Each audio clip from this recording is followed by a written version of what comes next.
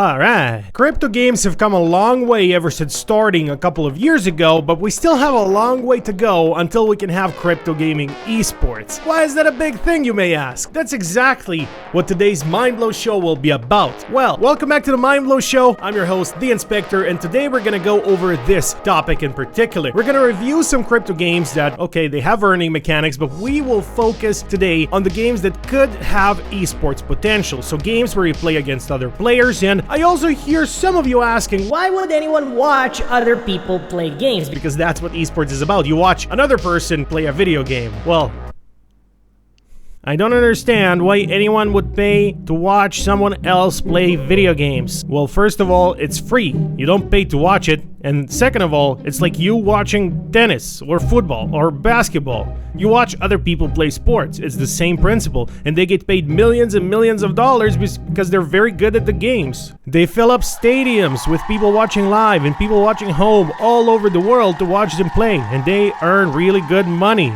Oh, I understand. I think I will start this esports thing a little bit. Grandpa, it doesn't work like that. You can't just become a pro overnight. Or maybe Grandpa Wojak is gonna kick everybody's asses and become a pro. You never know what can happen. So today we're gonna explore this concept in crypto. Which crypto games could go pro in a way? And we're starting with Neon Heroes, a game that's just recently come out as their alpha/beta demo launch version of the game. You guys know I'm not very happy about alpha beta BSs, but this game is actually fun to play. Now, what does a game need to have in order to even be considered to be in the esports category? Because obviously not every game can be esports material. First of all, it needs to be against other players. In this particular case, we have 5 versus 5 matches, and this gameplay was recorded by me, and it was my second game ever playing, and I was absolutely destroying and devouring my competition. I have been a gamer all my life, but I have never been a pro gamer by any stretch of the imagination, so needless to say, I had a lot of fun winning matches in this game. The way it works, particularly gameplay wise, is you contest points within the map and you have to hold them down while not letting your enemy teams get close. We beat our team, we beat our ops so bad that not only did they not contest the points, we went all the way to their spawn and didn't even let them get out of it. So the cool things I like about this game is when your health depletes and they do manage to almost eliminate you, and this is gonna happen to me here, you become this little kitty. And if you are the little kitty, I think 30 seconds, you can transform back into your original self and you don't get the elimination on yourself. So they do need to confirm the elimination by also eliminating the little kitty. Now, obviously we were destroying them this game, so it was pretty much impossible for them to do that. You can see the counter in the top and it's ticking off percentages. Once we get to 100% compared to their 0, we have won the game. You have various powers depending on what character in particular you play as. So here we got a victory and I was the MVP of the game, meaning the most valuable player. Oh no, never mind, I wasn't. This other guy beat me, Niku. Damn you, Niku, taking my MVP title. I thought I was. And as you can see, as we win the games, I got 0 catnip here, but this is how you're going to be earning in the game when it fully comes out. Some people on our Telegram, on our Mindblow Telegram group that you can join from the link in the description, have said that they have earned catnip. So we don't know for sure in the demo version how exactly it works, because we did get the win here. Maybe you need to be the MVP in order to get catnip. So anyway, that's what you will use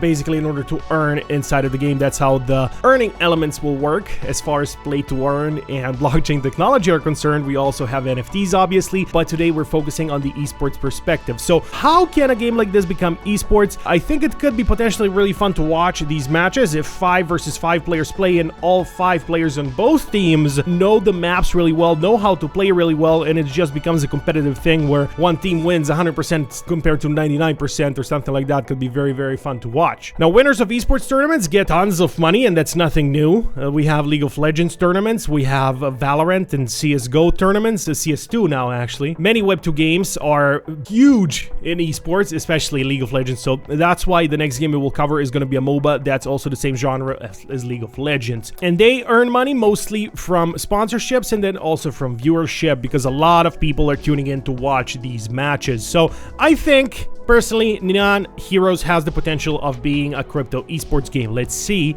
how it plays out. Second on the list, or rather I should say next game, we have everyone's favorite company, Gala Games, coming at ya with a MOBA. I got a brain fart.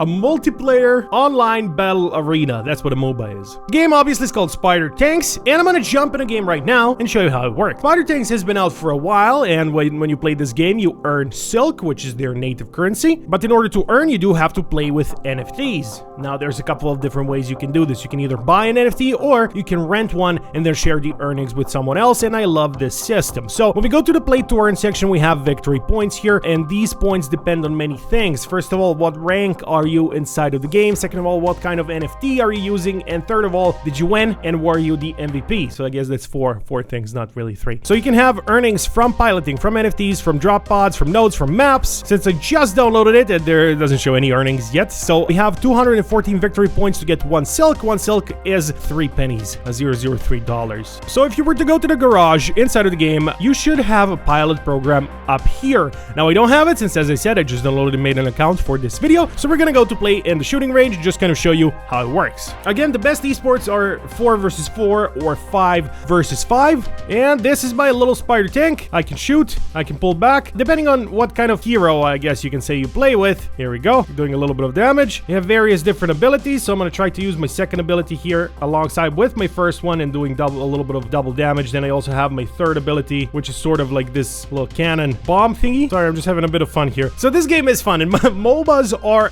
genuinely fun games to play for me. So that's basically the gameplay of Spider Tanks. I explained how the earning works. There's not much more to it, except that, well, basically you need a lot of skill in order to really win inside of these games. It's not, by any stretch of the imagination, easy to do. Inside of the game, you'll also contest points and try to destroy the enemy's base. That's what most MOBAs are really about, trying to destroy the enemy's base. And the first team to do so wins. That's the whole promise, and that's Spider Tanks. Now, Spider Tanks did already do esports a couple of years ago when it came out. So this was streamed 2 years ago, and this was an actual tournament, an actual game from a tournament that they did for Spider Tanks, where the winner would actually pick up some money. I wonder if Wojcik's grandpa was playing in it. Probably not. Now, anybody can come up with a tournament and host it and, you know, get some sponsors along and, you know, pay the winners. So anyone can do this. So I don't think this was officially granted tournament by Gala Games. Nevertheless, it did happen because the game is very well suited for esports. Now, there's one more Gala game on this list, and I will go over another game before going to that one. But let me just say, I have bad things to say about it. So you're gonna wanna stay here to listen about how Gala have failed this game so badly. With that being said, next game, Shrapnel. Now, Shrapnel is not something that you would necessarily see in esports. Now, Shrapnel is an extraction shooter. I don't think I've watched extraction shooter esports before. They may exist, I just have not seen it before. Could it work? Potentially, in my opinion, it could work really well if they would create professional tournaments around extraction gameplay, because at the end of the day, extraction shooters are very, very competitive. You need to be there on the map, take out whatever you need to extract, and you gotta extract first. The one to extract the most also wins. So they did a tournament like that, but that wasn't, I wouldn't really consider that esports, because when I say esports, when I hear esports, I'm thinking there's 5 people on one side, 5 people on the other, and they're standing in front of each other on PCs, obviously, and fighting inside of the game. That's kind of what I'm thinking when you say esports, not really online tournaments. So for Shrapnel, it could look something similar. You could have 10 people, everyone playing for themselves on a map and trying to extract, and basically the first one to extract wins, or the last one to extract gets eliminated and they play 10 rounds. That could also work. Could be really something. So this tournament was played in the early access. I did participate. I extracted quite a bit of Sigma that you need to extract inside of the game, and basically the one that has extracted the most after 2 days would win the tournament and win $10,000, I believe it was. Now, my problem was that the tournament was in American time and I live in Europe, so it was very hard for me to participate at 6 in the morning. So I only tried the game for the sake of trying it. I didn't really want to win because it was, you know, it wasn't impossible. It was just highly unlikely that I would, you know, be able to function normally and think normally so late in the evening, or rather so early in the morning, if you will. So a game like this, while it is still alpha, beta, demo, BS, as I like to call it, it is pretty good for what it does. It was a lot of fun as an extraction shooter, and that's all it needs to be. Now, what they should do next is definitely update the graphics. Each building needs to be way more unique than the other building, I guess. So a lot more variety, first of all, is what's needed. Guns with scopes are slightly too big for the FOV, so kind of a little bit too distracting. I would like to change the FOV, and that's one of the things that I did tell the developers from testing out their game. And then third thing, it could use better shading for more realism. So criticism aside, extraction shooters could make for an amazing experience in esports for the players, but also for the viewers, and that's just my opinion. Do you agree with it? Do you not agree with it? Tell me in the comment section down below, because extraction shooters are not really something that's big in esports currently. Aha! But now, we're coming to the game everybody's been waiting for. After downloading 30 gigabytes. Oh, I should also say, next game, we have a Wild West Battle Royale. Something very unique when you say it on paper. Now, when you look at it, it looks very unpolished, early alpha beta demo BS, as every crypto game does nowadays. Now, if they kept developing the game, it would have been good. The graphics don't look half bad at all. They just need to update the movements a little bit, add some animations to the mix, and it would actually be really good because the concept itself is very unique. A Wild West Battle Royale where you jump from a wagon and try to find revolvers around these Wild West looking houses and then fight it out, and the last man standing wins. A Battle Royale is always amazing for esports, as we've seen with Fortnite, with PUBG. So esports with Battle Royales definitely does work. So Grid has huge potential for esports, but also just as a Battle Royale game that could also host normal tournaments with big prizes for normal players, and also the official tournaments then for esports players with the big rewards. So a lot of potential in this game. So what's the problem? Well, after downloading 32 gigabytes of game files and I tried to load the game, we get this. Connection issue. Gala login failed. I cannot connect to my Gala account. So let's try again. And it's not working. Let's try again. And it's not working. So I went over to their Discord and I noticed that I'm not the only one that has this problem. This game is dead, waiting 2 weeks to resolve login page. Good game, Gala. It's sad, but it's true. I was kind of expecting a Wild West NFT game, but what can you do? If the game doesn't work, it doesn't work. If someday maybe, I'll come back. The game doesn't start at all, never install it. Freaking connection issue. I just want to play. But then I went a little further, and the last announcement that the developer team had was last year, July 5th of last year. So we have no idea what's happening. We have no idea why the servers are down. We have nothing from Gala. We have nothing from the Grid developer team. This game had a lot of potential, but potentially what it could be is Gala just wasn't good to them and the developer team just totally stopped developing everything. I even wrote a tweet about this. I tagged Gala Games. What's going on with Grid? Servers have been down for weeks and no updates from the devs. If Grid is really dead, why are you still selling 5K NFTs for it? It's a bad example for all of crypto gaming. Web2 gamers don't trust NFT games, and with good reason. Transparency is important. The servers can't be down for that long without an update from the devs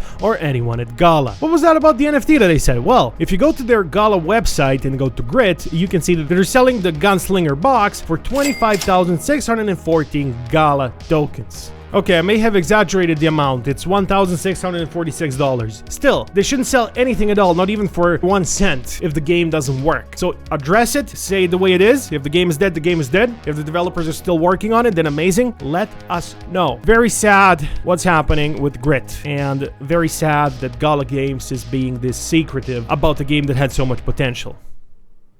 Next game, Matrix Fire. Matrix Fire fully has established esports even now in their alpha version, because Matrix Fire is a Counter-Strike / Valorant-like shooter, but for your phone. Do esports exist for phones? Absolutely they do, of course they do. This is the Matrix Fire 2024 Esports Asia Masters Regionals Finals best moments. That's a lot of keywords. So these are the best moments from this particular tournament. Even though the game is still in the alpha stages, they already have tournaments, they already have highlights, they already have everything. So fully free to play on the Polygon network. Matrix Fire, first of all, is a mobile shooting game in their Matrix metaverse. So Matrix Fire, this game, then you could say it's called just Fire, because they're making a whole metaverse of games in the Matrix platform or the Matrix ecosystem. You can experience classic yet innovative 5 versus 5 shooting battles in the cyberpunk world. What's more, you can combat to win NFTs and digital art assets with great appreciation potential, such as avatars, weapons, profile pictures, gloves, knives, and other props. So Valorant / Counter-Strike it's a tongue twister. Counter-Strike-like games have the most esports potential for me personally, because that's something I love to watch the most. I'm a huge fan of Valorant. I love playing it. I love watching videos of it. I love watching esports of it. And they are more similar to Valorant because they do have these agents, various agents that you can play with, as Valorant does as well. As they say, Matrix Fire will be the gateway to metaverse for 1 billion shooting game players. That's a bit of a stretch. You want to get 1 billion players? I seriously doubt it. it. But good to be ambitious, good to be ambitious. They definitely do have a lot good going for them. I'm not gonna lie, I love what they do. I wish them nothing but luck. There's gonna be many tournaments, and that's gonna be one of the ways you're gonna be able to earn in the game, as well as what they have also mentioned is that you can play for NFTs. So play and earn NFTs as you go on. And if Counter-Strike is anything to go off of, the skins in this game will be worth a fortune, and I'm excited. It's so bad that in Valorant I spend so much money on skins, but I can't do anything with them. I can just wear them. I can't even gift them to someone else. I can do anything with. So it would be great for those to be NFTs. It would be absolutely amazing. Everybody has skins in that game, even though they didn't do anything. They're just cosmetic and you can't even sell them. So huge potential for this game. I'm excited. It's a shame it's not on PC. I would love a PC shooter like this. I'm not the biggest mobile gamer, but that won't stop me from being bullish on this game. All right, thanks for watching. I'm leaving.